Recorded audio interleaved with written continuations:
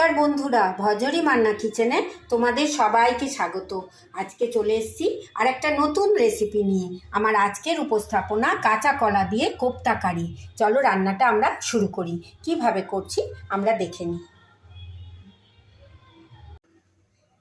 আমি দুটো কাঁচা কলা নিয়ে নিয়েছি, দুটো আলু নিয়ে নিয়েছি। এই দিয়ে আমি কাঁচা কলার কোপ্তা কারি করে তোমাদের সঙ্গে শেয়ার করছি। কাঁচা কলার আলুটাকে আমি খুব ভালো করে ধুয়ে নিয়েছি। এবার প্রেসার কুকারে একটা সিটি দিয়ে সেদ্ধ করে নিচ্ছি। গ্যাস জ্বালিয়ে নিয়েছি, প্রেসার কুকার বসিয়ে দিয়েছি। কাঁচা কলা আলুটা খুব ভালো করে ধুয়ে নিয়েছি, তাতে একটু নুন আর হলুদ দিয়ে এবার আমি একটা সিটি দিয়ে এগুলোকে সেদ্ধ করে নিচ্ছি। একটা বাটিতে একটু পেঁয়াজ আদা রসুন কেটে নিয়েছি, এটা আমি বেটে নিচ্ছি। কাঁচা কলা আর আলুটাকে আমি সেদ্ধ করে তুলে নিয়েছি। এরপর আমি কাঁচা কলার এই খোসাগুলোকে তুলে নিচ্ছি। খুলে নিলাম। সেদ্ধ করে করলে এই কাজটা খুব সহজ হয়, তাই জন্য আমি আগে সেদ্ধ করে নিলাম। এরপর আমি কলা আলুর মধ্যে একটু উপকরণ মিশিয়ে নিচ্ছি। একটু বেসন দিয়ে দিচ্ছি, একটু চাল গুঁড়ো দিয়ে দিচ্ছি,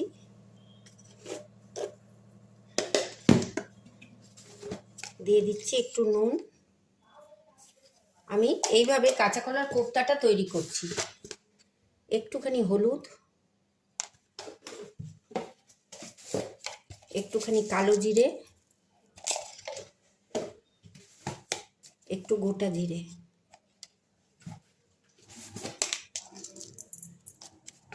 সমস্ত উপকরণ দেওয়া হয়েছে। আর এর মধ্যে একটু তেল দিয়ে দিচ্ছি। আর কোপ্তাগুলো যাতে একটু মিষ্টি মিষ্টি হয় সেই জন্য একটু চিনিও দিয়ে দিলাম। এই সমস্ত উপকরণ দিয়ে এবার আমি কোপ্তাটা ভালো করে মেখে নিচ্ছি। কোপ্তাটা আমি চটকে নিয়েছি। এবার হাতে একটু তেল নিয়ে নিচ্ছি, নিয়ে আমি এখান থেকে ছোট ছোট বলের আকার দিচ্ছি।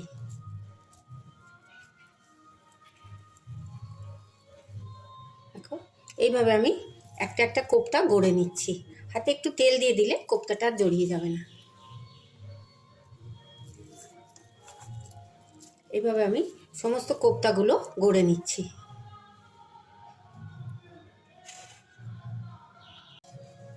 সমস্ত কোপ্তাগুলোকে আমি গোল গোল করে আকার দিয়ে দিয়েছি, কোপ্তার আকার। এরপর গ্যাসের মধ্যে আমি একটা কড়াই বসিয়ে নিয়েছি আর তাতে সর্ষের তেল গরম করছি। তার মধ্যে দিয়ে দেবো এই গোল গোল করে গড়ে রাখা কোপ্তাগুলো।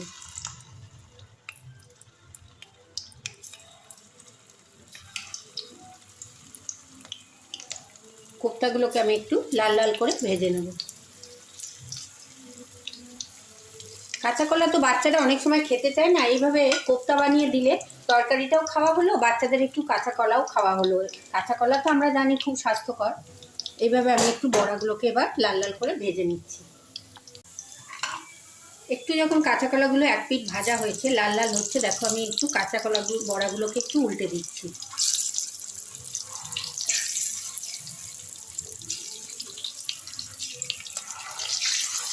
এক পিঠ হয়ে গেলে আমি অন্য পিঠটা উল্টে দিচ্ছি। এইভাবে আমি ঘুরিয়ে ঘুরিয়ে কোপ্তাগুলোকে একটু লাল লাল করে ভেজে তুলে নেব।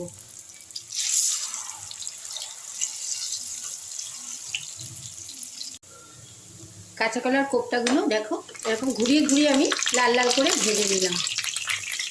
এই পর্যায়ে আমি এটা তুলে নিচ্ছি।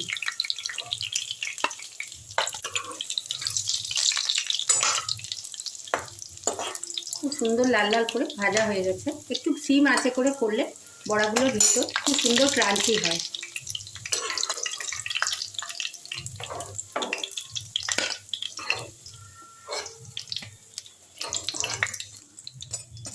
দেখো বড়াগুলো আমি সব ভেজে তুলে নিলাম। এরপর আমার কোপ্তা ভাজার যে তেল আছে তার মধ্যে এবার আমি একটু ফোড়ন কিছু দিয়ে দিচ্ছি। প্রথমে দিলাম একটু শুকনো লঙ্কা, একটু তেজপাতা, একটু কিছু গোটা গরম মশলা ছিল ওগুলো দিয়ে দিলাম। দিয়ে দিলাম একটু গোটা জিরে। ফোড়নটাকে একটু আমি ভালো করে ভেজে নিচ্ছি।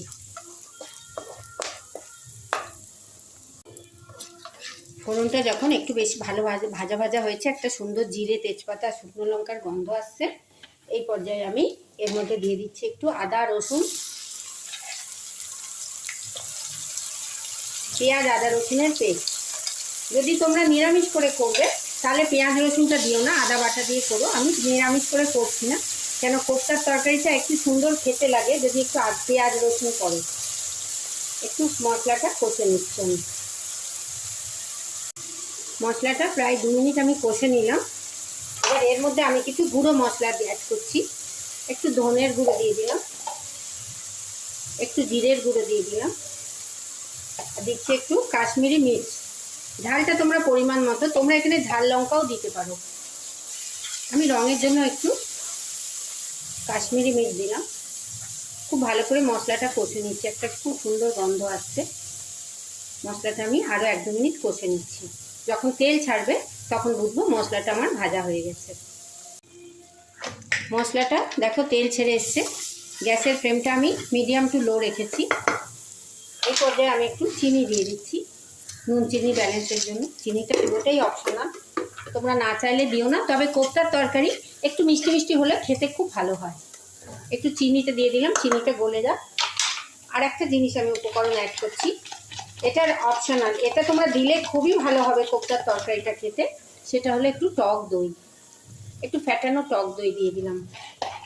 এতে করে কোপ্তা কারিটা খুব সুন্দর একটা গ্রেভির কালারও আসে, খেতেও একটা সুন্দর অনবদ্য স্বাদ আসে। গ্যাসের ফ্লেমটা মিডিয়াম টু লো রেখে এই কাজটা করতে হবে। দেখো আমি গ্রেভিটা তৈরি করছি, কোপ্তার যে গ্রেভি সেইটা আমি এইভাবে তৈরি করছি। আর একটা কথা বলি, যারা তোমরা আলু পছন্দ করো তোমরা এতে আলুও দিতে পারো, কোপ্তা কারিতে একটু আলুও দিতে পারো। আলুটা লাল লাল করে ভেজে তুলে দিয়ে তারপরে অ্যাড করতে পারো। আমি আর আলুর ব্যবহার করলাম না, আমি এইভাবে সমস্ত মশলা, ফোড়ন, উপকরণ, দই দিয়ে সমস্ত গ্রেভির, দেখো তেল ছাড়তে লেগেছে, খুব সুন্দর একটা রং এসছে,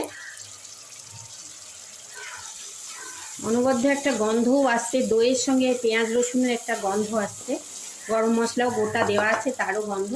এই পর্যায়ে আমি অল্প একটু জল মিশিয়ে দিলাম, গ্রেভিটাকে একটু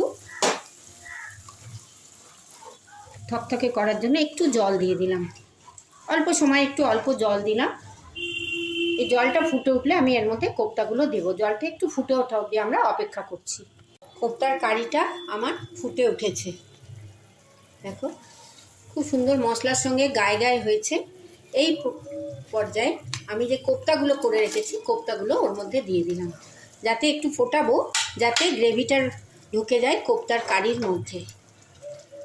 দেখো একটুখানি ফুটাতে হবে বলগুলোকে। আর একটা জিনিস আমি ভুলে গেছি, আমি যখন কোপ্তা বানিয়েছি তখন নুন দিয়েছিলাম, কিন্তু গ্রেভির জন্য আমি কোনো নুন দিইনি, তাই আমি একটুখানি নুন দিয়ে দিলাম।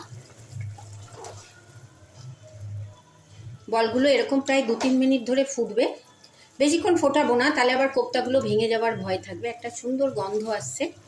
এই পর্যায়ে আমি দিয়ে দিচ্ছি নামানোর আগে একটু ঘি। কোপ্তা কারি মানে একটু ঘি, একটু গরম মশলা হলে খুব সুন্দর হয়। একটু গরম মশলা অ্যাড করে দিলাম। আমার সমস্ত উপকরণ দেওয়া শেষ, রান্নাটাও প্রায় শেষ পর্যায়ে। দেখো এইভাবে আমি একটা কোপ্তা কারি রান্না করে তোমাদের সঙ্গে শেয়ার করলাম। একটু সময় রেখে দেবো, তাতে কোপ্তাগুলো গ্রেভিটা টেনে নেবে, তাই জন্য একটু আমি ঝোলঝোলি নামাবো। এই পর্যায়ে আমি গ্যাসের ফ্লেমটাকে বন্ধ করে দিলাম। 5-10 মিনিট স্ট্যান্ডিং টাইমে রাখবো, তারপরে এটা আমি পরিবেশন করব। কাঁচা কলার কোপ্তা কারিটা আমি কড়াই থেকে একটা বাটিতে ঢেলে নিয়েছি। দেখো খুব সুন্দর দেখতে হয়েছে, যেরকম রং হয়েছে সেরকম সুন্দর একটা গন্ধ বেরোচ্ছে। এইভাবে কাঁচা কলা দিয়ে কোপ্তা কারি করে তোমরা ঘরে রান্না করে দেখো, কেমন লাগলো আমাকে কমেন্ট বক্সে লিখে জানিও।